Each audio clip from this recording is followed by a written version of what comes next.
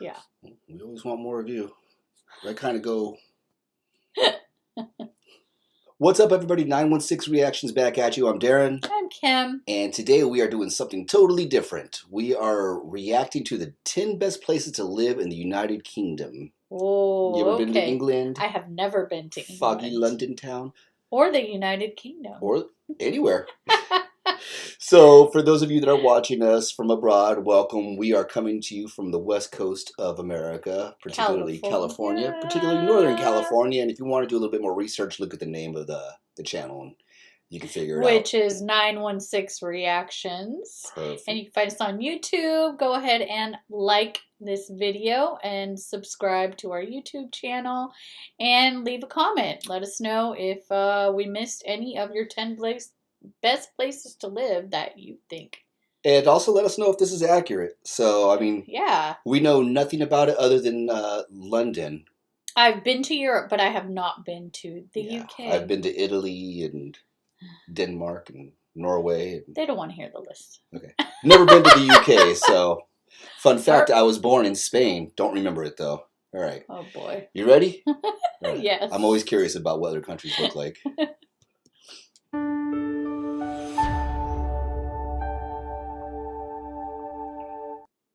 The UK is full of amazing cities, bustling market towns, and quaint villages. From rose-tinted village life in the southeast to the wonders of Wales, the scenery of Scotland, and the buzzy vibe of the northern cities. Here are the top 10 best places to live and raise your family in the UK for 2019. Quick question. Let us know in the comments. I know it's called the United Kingdom. Are Wales and Scotland... I'm assuming they're different countries. I know Scotland, I think it was a different country. Wales, I used to never hear that much of. So yeah, let us know. Is it all ruled by the same government, or do they have local governments? It'd be good to know since your family heritage is from Wales. Ah, yes, I have some Welsh in me. I should.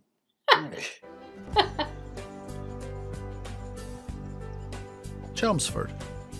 Chelmsford was granted city status in 2012, and a vast boost in development has since followed, including the refurbishment of the railway station and the redevelopment of Anglia Ruskin's old city center campus, which is being turned into 645 homes, shops, and offices. It is home to several excellent state schools, from outstanding primaries such as Beehive Lane Community to secondaries such as Sandon School and the Boswells. Families are increasingly looking for city center houses within walking distance of schools, the high street, and the station. Chelmsford sits close to the A12 between Colchester and London, with access to the M25. Trains into Liverpool Street take 32 to 40 minutes, and an annual season ticket is £3,640. There are also... What is an annual season ticket? I don't know. And I don't know what that means. M34, I'm assuming that's... Maybe like a I-95 or I-80. Yeah, what we call a freeway here in the States, I guess. It's the highway or... Internet. And I've never heard of any of these towns at all. The only place I know is London. And London. No, wait, no. And Birmingham. Yes, and because Manchester. It's in the zombie show we used Yes. to watch. Those are the only cities I know in England or the UK. Not Westchester. Picturesque areas around the city as well, including the Flint Cathedral, canals, and parks. Pretty. Yeah. Very pretty. St. Albans. Some 20 miles north of central London, St. Albans is a buzzy little cathedral city with a great street market and a fantastic selection of restaurants and bars. It also has the kind of schools that tempt parents to leave the capital, plus plenty of parks, open countryside, commons, and forests for those who love the great outdoors. This city has the third highest earnings in the country, at £1,000 per week, far higher than the average of £646. But house prices are high, representing 10.8 times income. Expat families will find the St. Albans has a wide variety of neighborhoods to choose from. That's what I single picture. Expats will... I'm sorry, what? That's what I picture whenever I think of like British buildings, is that old thatched roof style, like the street that you showed right there. Okay. So it always trips me out whenever I see modern cities. And single expats will find more than enough to do in terms of recreation and nightlife at pubs and bars. Its proximity to London makes it highly desirable for those that want to live outside of the big city, but still want it within striking distance for work and play. That's cool. Pretty. Look at their streets.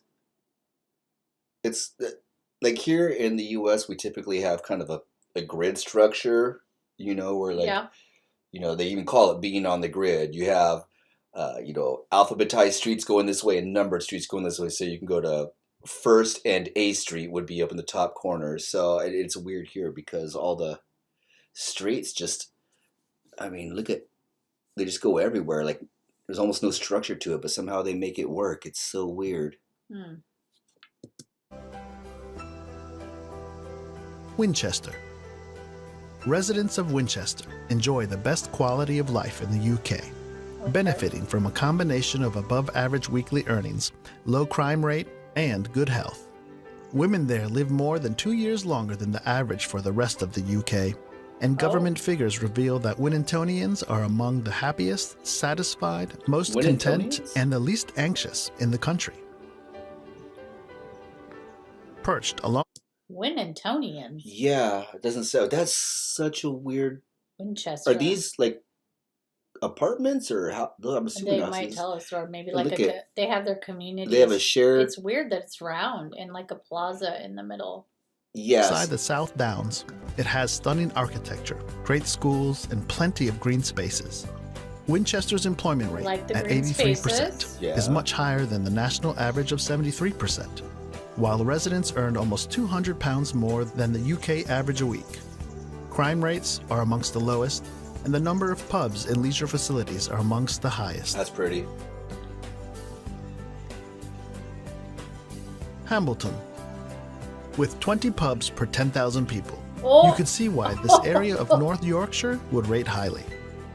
It includes the picturesque towns of Bedale and Thirsk, and borders the North York's moors, as well as having a high level of employment. The communities really care, and everyone seems to look after each other here.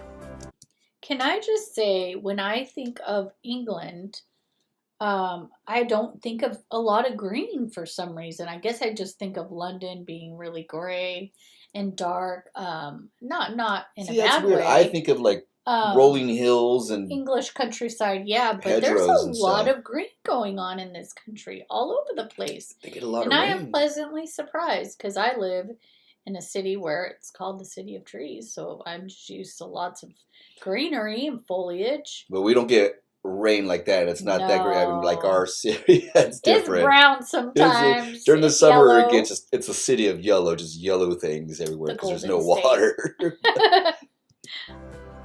It also scores strongly on the low crime rate, traffic flows, population density, and primary class size. Hambleton has one of the highest ratios of pubs to population, which is no surprise given its attraction to the many visitors wishing to take in the views and walks around the Yorkshire Dales. Belfast. Belfast is the capital of Northern Ireland and is part of the United Kingdom. I know Belfast. It's one of the least attractive cities in the UK to live and work in, which is as independent as ever. So we're in Ireland now. Wait, did they say the least attractive? Yeah, I think. Go back. Let's see. Yeah, because that's weird. Because I think Belfast, Ireland, is just... Belfast is very famous. I know that. I've heard that in a lot of movies. Belfast. Belfast is the capital of Northern Ireland and is part of the United Kingdom. Okay. It's one of the least attractive cities in the UK to live and work in. So why would you put it on this list? Which is as independent as ever and only a short distance from the seaside or countryside scenery. Talking some mess. Many of the Northern Ireland's more affluent residents base themselves in Hollywood, along what is known as the Gold Coast, which has turned into a sophisticated area. Belfast, specifically the east corner known as Ballyhackmore, is a great place to settle down and bring up children. It was recently named as one of the best value UK cities to buy a family home. Quick question, leave a comment down below. I know Irish people speak English as well, but is there an Irish language? Is there like an actual Celtic language or something like that that they still speak to this day? Or is it just basically English with a different accent and different kind of like every once in a while a different word or something? I'm under the assumption that there is a Celtic language that very few people still speak. Let us know in the comments, and if you speak Celtish, write something in Celtic. If you speak Celtic, my apologies. Sorry if there is a language as such, please write something down in the comments. I'm kind of curious to see what it looks like. Housing prices in Belfast are generally lower than the UK mainland. This means that owning a property is within most people's grasp. The majority of the... that looked right there. Sorry to keep pausing, but I had to point that out, that kind of looks like the Capitol. Oh, yeah, our state capital here. Yeah, downtown. But just a really older version. A lot older version. People living in Belfast and the surrounds prefer to buy property rather than rent. Belfast has a good bus service which is operated by Metro. Do they really do the double deckers? The Metro network serves the whole city and outlying areas. There is also a good train service which links Belfast to all the major towns in Ireland. Okay. I like that. Trains. Is there still conflict in Ireland? Situated in the Peak District, the area is best known for its astounding scenery. Derbyshire is an area of great natural beauty with rugged, peat-covered moorlands and magnificent limestone dales, with picturesque towns and villages, historic churches, and some grand houses.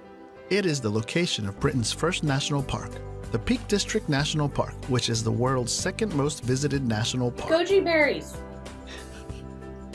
Whether you enjoy your shopping or leisurely sightseeing trips, Derbyshire's lively towns offer a delightful array of attractions. Derbyshire is a county of contradictions. It's home to the wilderness of the Peak District National Park. It looks like but a smaller only town. a 1 to 2 hour drive from the cosmopolitan cities of Manchester and It looks like a smaller town, but it's still got the amenities of a larger, like a smaller city, but it's got the amenities of a larger town. So you can, it still looks like it's out in the cut, which is what we say, it's out in the country. It's way out there, but it's still got enough people there to you can have your pubs or your bars and your restaurants. Derbyshire? Yeah, I like it. I loved the look of it, actually. It's funny because we would probably call it Derbyshire. Yeah, Derbyshire is what we would call it. But they call it Derbyshire. Derbyshire. Interesting. Perfect for outdoor lovers is the new Monsal Trail, running around 20 kilometers from Bakewell to Buxton, along an old railway line and following the path of the River Wye, which has been newly refurbished to offer spectacular scenery and access for walkers, cyclists, and horse riders. Whoa. That's cool. That's beautiful. Rutland. This dog is barking. Rutland is England's smallest country with a population just shy of 40,000. Incomes are about average here, with the gross weekly income of the average person in 2017 at about £540. Life expectancy is good here, with men expected to live to 80 and women to 84. Wow, that is a high life expectancy. Food costs are about average for the UK and Rutland, with the average household spending £55 a week on food. Because Rutland is so small, it's likely you'll always find a connection with someone you meet, and they'll know someone you know. With a huge local attraction, Rutland Water is a man-made reservoir completed in 1975. Wow, that's really nice. That's cool. Rutland Water has everything to do from rock climbing, a 26-mile cycle track, a beach, an aqua park, water sports, wildlife, and more. I'm a Rutland fan. I like all of the towns, but Derbyshire was cool, but Rutland is kind of maybe I like the smaller village feel. I'm thinking if you're an American and you want a smoother maybe transition from America to England, this kind of looks, look at the water park. It's kind of like, we have tons of those. So if this might be a good jumping off city for you, us, what I'm thinking. We live in a what we call a middle-sized city in America. There's about 2.5 million people here. And, it's what you think of when you think your typical American city or California city, palm trees, urban, warmer weather, population density, everybody. You could probably stick your hand out a window here and touch the neighbor's house. But so it's nice to see all the green open air like that and the green land, and it's cool. I'm digging it.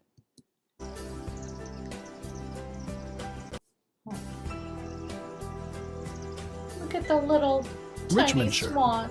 Richmondshire is a local government district of North Yorkshire, England. It has excellent personal well-being scores across all measures of life: satisfaction, worthwhile, happiness, and low anxiety. It also scores strongly on low crime rate, traffic flows, population density, and primary class size. Okay. Richmondshire has one of the highest ratios of pubs to population, which is no surprise given its attraction to many of the visitors wishing to take in the views and walks around the Yorkshire Dales. The rate of unemployment in Richmond is both lower than the average of North Yorkshire and lower than the national average. The percentage of residents in Richmond rating their health as very good is more than the national average. Also, the percentage of residents in Richmond rating their health as very bad is less than the national average, suggesting that the health of the residents of Richmond is generally better than in the average person in England. I wonder how cold it gets there in the winter. York. The walled city in North Yorkshire, home to York Minster, is one of the best places to live in the UK because of its combination. What is York Minster? I don't know what a minster is. I don't know what a minster is. I don't know. The only reason I know York is because from I've heard of it from movies. Braveheart. Wallace has sacked York. Yes. That's the only thing I know. And yes. They only show it like a small little fort in the movie. You don't think of it as a city itself. So this is interesting. Okay. Of ancient beauty and recent modernization. That's a good sized little place. York comes out in the top spot due to its emergence as a mini metropolis with trendy cafes and destination restaurants, innovative tech and media firms, and a dynamic workforce. York has ambitions to become one of the best connected hubs in Europe, has an average house price of £300,000 and a population of about 200,000. How much is a pound? To a dollar. It's a little bit more than a dollar, right? So like what, 300,000 pounds would probably be like $400,000? Maybe 350 American dollars. That's what I'm thinking. It has encouraging employment rates at 73% of its population in work in 2015. Good. Income and disposable income are in fairly good shape in York compared with nearby areas. However, they are still on the low end for places that made the top 10 in best places to live in the UK. It's just fascinating. With good value for money on both housing and living expenses and great amenities, York is a good place to consider moving to if you're looking for the best places to live in the UK. Orkney. Orkney is the best place to live in the UK because of its high employment levels, with 88% of the residents currently in work, high average spend per pupil on education, low anxiety levels, low crime rates, low primary class sizes, and consistently high scores in life satisfaction and happiness. Incomes in the Orkneys are fairly good, at £500 gross per week for the average person, which is comparable to some of our other top 20 locations like South Nottinghamshire and higher than many others. Cool. With its picturesque landscape and rich archaeological treasures, the archipelago off the north coast of Scotland has been the survey runner-up for the past 2 years. Orkney is also one of the most affordable places to live in the UK, with an average house price of £170,000. That's not bad. What a trip, man. That was number one? That was number one. Orkney. The name? But Orkney. That's okay. What a trip, man, to know that there's like cities and towns and places where people have lived like for thousands of years that I've never even heard of. Yeah. You know, like I've never heard of Orkney. I've never heard of, was it Derbyshire or Rutland? There's a lot of them. So yeah, Rutland. yeah. You know, you think England or the UK, you think London, maybe like what's the city in Scotland, Edinburgh or Belfast, or you know, Dublin's in Southern Ireland or whatever it's called. But yeah, fascinating because it looks nothing like what we have here. No, not at all. Nothing. In fact, we should actually take a video one of these days of like our neighborhood and just put it up and see what British people think about, like, oh man, because it's great. I'm looking at palm trees and there's a freeway across the street. I mean, we're just packed in here. It's so not like England. Yeah, it's interesting. Or the UK. Or the sorry. UK, yeah. But it's very beautiful. I think my takeaways are wow. Fascinating. I've just always been fascinated with the British culture. It's like Bizarro America, or America is Bizarro UK. It's like just close enough to be the same, but just a little something's different. So yeah, let us know if you live in any of those towns and what is this video right? Is this video correct? Let us know. Anyway, make sure you like and subscribe our channel, 916 Reactions. I'm Kim. I'm Darren. And we'll see you. No, thanks for watching, guys. 916 Reactions. Have a great day. Namaste.